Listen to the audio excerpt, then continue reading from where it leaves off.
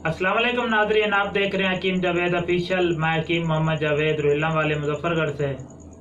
अल्हम्दुलिल्लाह आज एक नई वीडियो के साथ आपकी खिदमत में हाजिर हूँ। और आज हम दो अक्सीरात बनाने वाले हैं। पहली अक्सीर अबरक के नाम से और दूसरी अक्सीर शंगरफ के नाम से। पहले अक्सीर अबरक के बारे में बात कर लेते हैं और इसको बनाने की तरकीब। हम तो अल्हम्दुलिल्लाह काफ़ी अरसा से इसको बना रहे हैं, इस्तेमाल कर रहे हैं। और ये जिन अमराज में अक्सीर का काम करता है उनमें खासकर औरतों के अमराज, जिसमें हमल के दौरान खून की कमी हो जाना यानी HP कम होना, उसमें तो ये बहुत अक्सीर का काम करता है।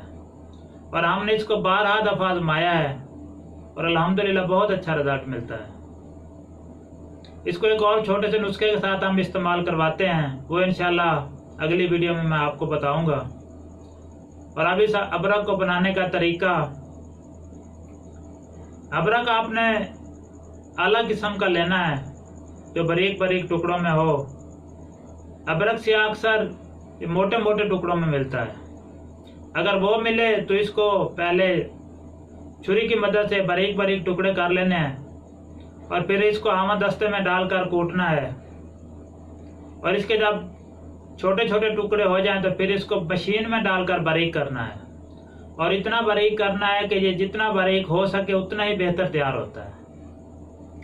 हमारे पास तो मशीन है, हम उसमें डाल के इसको बारीक कर लेते हैं। फिर आपने कपड़े में इसको डालकर एक टब में पानी भर लेना है और इसको कपड़े को उस पानी में हिलाते रहना है। जैसे जैसे आप इसको हिलाते रहेंगे अबरक उसमें से बाहर निकलता रहेगा। आप इसको इस तरह से मुकम्मल जितना कपड़े से बाहर निकल आए, आप इसको आधा किलो ले गए तो कम से कम ये पाव से 1.5 पाव निकल आता है। और जब ये निकल आए तो फिर इसको पानी में धो लेना है। इसको बार बार पानी डालते रहेंगे। बाद औक़ात इसमें मिट्टी के ज़रात होते हैं, वो पानी में आलो होकर बाहर निकल जाते हैं और नीचे खालिस अबरक बच जाता है। बेहतर तो इसको जब किकर की फलियों की मौसम होती है, जब कच्ची फली होती है तब हम इसको बनाते हैं। लेकिन अगर वो दस्तयाब ना हो या उसकी मौसम ना हो तो फिर ये किकर के बारीक पत्ते, जो आखिरी टहनी के पत्ते होते हैं नरम, वो लेकर उसमें भी बन जाता है। लेकिन सबसे बेहतर वो अबरक होता है जो किकर की फली में बनाया जाए। फिर आपने फली को कूट कर उसका थोड़ा सा पानी निकाल कर अबरक में डाल के इसको गूंदना है। और जब इसको गूंद लेंगे तो ये एक टिकिया बन जाएगी। इसको थोड़ी देर हवा में खुश्क करें, ये टिकिया बन जाती है। और बाकी जो नुकदा उसका बचे, ये तकरीबन 1 पाव अगर अबरक है आपके पास तो कम से कम 1 किलो आपके पास फलियों का नुकदा होना चाहिए। और उसको आधा इसके नीचे रख देंगे। आपने 2 कढ़ाई लेनी है, एक कढ़ाई नीचे और एक उसके ऊपर। और ऊपर वाली कढ़ाई ऐसी लेनी है कि कम से कम आधा इंच पहले वाली कढ़ाई से छोटी हो, जो उसके ऊपर आ जाए। और फिर आधा नुकदा आपने नीचे रख देना है, वही टिकिया जो आपने उसकी भी अबरक की बनाई हुई है, जो इसके पानी के साथ, फलियों के पानी के साथ, वो उसके दरमियान में रखकर उसके ऊपर आपने बाकी नुकदा डाल देना है। और उसको हाथ से अच्छी तरह दबाकर उसके ऊपर दूसरी कढ़ाई को उल्टा करके उसके ऊपर रख देना है। और साइडों में चाहे आप आटा गीला करके लगा दें या आपको मिट्टी दस्तयाब हो तो वो, लेकिन मिट्टी अच्छी होनी चाहिए, वो साइडों को लगा देंगे। और उसके ऊपर, और इसको आप आग देने का तरीका, इसको आप सिलेंडर के ऊपर रख लेंगे या आपके पास अगर कुदरती गैस है उसके ऊपर, उस चूल्हे के ऊपर रख लें या आप सिलेंडर के ऊपर रख लें। और इसके ऊपर एक ईंट या 2-2.5 किलो 3 किलो वजन इसके ऊपर रख देना, ऊपर वाली कढ़ाई के। और नीचे इसको आग जलानी है कम से कम 1.5 से 2 घंटे। और जैसे इसका पानी खुश्क होगा तो हल्की सी आवाज़ आने लगती है जैसे पानी किसी चीज़ में खुश्क हो रहा हो। आपने तब तक आग जलानी है जब तक ये पानी खुश्क ना हो जाए। और जब इससे आवाज़ आना बंद हो जाए तो मज़ीद इसको आधा घंटा थोड़ा तेज़ आग देनी है। और आग देने के बाद आपने इसको बंद करके रख देना है। इसको खोल के देखना है, अगर तो वो फलियां मुकम्मल तौर पर जल गई हों और अबरक गोल्डन कलर का तैयार हो गया हो तो वो मुकम्मल तैयार है। अगर उसमें हल्की फुल्की भी स्याही रह गई तो वो भी काम करता है, लेकिन जो गोल्डन बनता है वो इंतहाई अक्सीर बनता है। तो फिर आपने ऊपर वाली कढ़ाई को उतार देना है और अबरक के नीचे फिर दोबारा आग जलानी है और इसको किसी चमचे की मदद से इसको हिलाते रहना है। आप जैसे जैसे इसको हिलाएंगे वैसे वैसे इसका रंग गोल्डन होता जाएगा और जब मुकम्मल गोल्डन हो जाए तो ये इंतहाई अक्सीर तैयार होती है।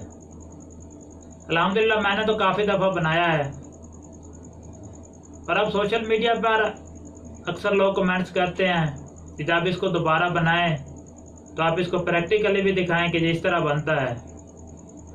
और इंशाल्लाह जब इसको दोबारा बनाया तो आपकी फरमाइश पर इसकी वीडियो बनाएंगे और इंशाल्लाह आपको दिखाएंगे कि किस तरह अक्सीर बनता है। और अल्हम्दुलिल्लाह इसका बहुत अच्छा रिजल्ट मिलता है। तो हमने तो इसको काफ़ी दफ़ा बनाया है, आप भी इसको बनाएं, आजमाएं। मिकदार खुराक इसकी 1 रत्ती से 1.5 रत्ती। हम तो इसको दूसरी अक्सीर के साथ, जो मैंने पिछली वीडियो में आपको बताया था अक्सीर अकीक के नाम से, इन दोनों को मिलाकर इस्तेमाल करवाते हैं और अल्हम्दुलिल्लाह बहुत अच्छा रिजल्ट मिलता है। और अब हम दूसरी अक्सीर के बारे में बात करते हैं जो अक्सीर शंगरफ के नाम से। वो भी मैंने 2 तरीके से मैं बनाता हूँ और दोनों तरीके से बनाने में आला काम देता है। एक तो हम उसको लहसुन में बनाते हैं और दूसरे तरीके से उसको सुर्ख मिर्च में बनाते हैं। पहले लहसुन वाले तरीके की बात कर लेते हैं। रोगनी हांडी जिसमें तकरीबन 2 किलो लहसुन समा सके।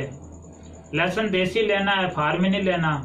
जो बारीक फली वाला होता है वो लेना है, मोटी फली वाला लहसुन नहीं लेना, उसमें ये रिजल्ट नहीं देता। एक दफ़ा मैंने भी बनाया था, वो लहसुन नहीं मिल रहा था, लेकिन उसने वो रिजल्ट नहीं दिया जो देसी लहसुन का होता है। देसी लहसुन आपने बारीक बारीक कूट लेना है, इसको हामा दस्ते में कूटना पड़ता है या किसी बड़े बर्तन में।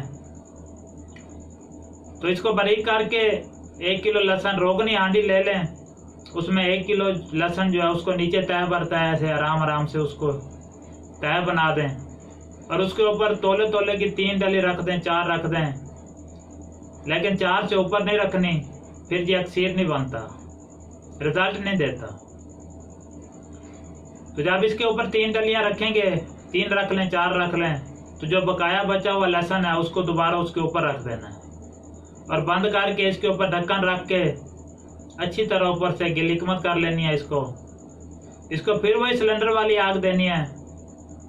आग इतनी देनी है कि सिलेंडर में 2 किलो गैस आपने भरवाना है और 2 किलो गैस किसी ऐसी जगह पर रखें जहाँ इसको हवा ना लगे सिलेंडर को। फिर इसके ऊपर आपने वो रोगनी हांडी रख देनी है, लेकिन आग सिर्फ इतनी जलानी है कि सिर्फ जो इसके ऊपर आपने रोगनी हांडी रखी है उसको हल्की सी आग टच करे, लेकिन शोला ज़्यादा शोला नहीं देना उसको, सिर्फ हल्की हल्की आग पर। यह कम से कम 24 घंटे पकता है, इसका टाइम थोड़ा लंबा है लेकिन ये बहुत अक्सीर बनता है। 24 घंटे बाद जब आप इसको खोलेंगे तो लहसुन जला हुआ नहीं होगा, नीचे से कोई 1-आधा इंच जलता है, बाकी लहसुन बिल्कुल खुश्क हो जाता है। उसका जितना पानी होता है वो शंगरफ में आ जाता है और वो पानी बिल्कुल खुश्क हो जाता है। आप उसको खोल लें, ऊपर से आप हटाकर उसमें डलियां निकाल लें और फिर मेहनत वही खरल वाली आ जाती है, आपको जितना खरल करेंगे। लेकिन मैंने एक और तजर्बा इसका किया है, इसको बनाकर अगर 1 साल के लिए रख दिया जाए, इसको ना इस्तेमाल किया जाए, तो ये 100% से भी 200% काम करता है। फिर मेरा तजर्बा इस तरह हुआ कि मैंने एक दफ़ा इसको बना के रख दिया और वो भूल गए, हमें मिला ही नहीं, और जब हमको वो मिला तो तकरीबन उसको बना हुए 1 से 1.5 साल का अरसा गुजर चुका था। जब हमने उसको इस्तेमाल कराया तो पहले वाले से भी डबल रिजल्ट मिला उसका। फिर इस तजर्बे से साबित हुआ कि इसको बनाकर रख देने में ज़्यादा बेहतरी है। हम तो अब अल्हम्दुलिल्लाह जो अगले दफ़ा का बनाना होता है वो हम पहले बना के रख देते हैं। अल्हम्दुलिल्लाह 5-6 साल से मैं इसको इस्तेमाल कर रहा हूँ और तकरीबन कोई 3 साल हो गए हैं। अब तो हम इसको बना के रख देते हैं और अगले साल इस्तेमाल कर लेते हैं और दोबारा फिर बना के रख देते हैं। तो इस तरीके से एक तरकीब तो इसकी ये है, ये भी हमारे पास बना हुआ मिलता है और ये इतना अक्सीर कि इसकी 1 खुराक 2 खुराक चंद खुराकें खा लेने से एक तो ये चेहरे का रंग सुर्ख करता है, पट्ठों को मजबूत करता है, जिस्म में ताकत पैदा करता है और ये बहुत अक्सीर चीज़ है। आप इसको फालिज में भी दे सकते हैं, उसमें भी ये अक्सीर काम करता है।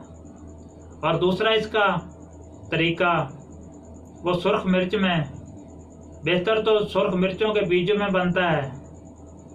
ये जो छोटी मिर्च होती है, गोल कुंदरी मिर्च कहते हैं जिसको, इसके बीज ले लें, वो सबसे बेहतर तो बीज में बनता है। अगर बीज ना मिलें, क्योंकि अक्सर औकात नहीं मिलते बाजार से, तो साबुत मिर्च ले लें, उसके बीज निकाल लें।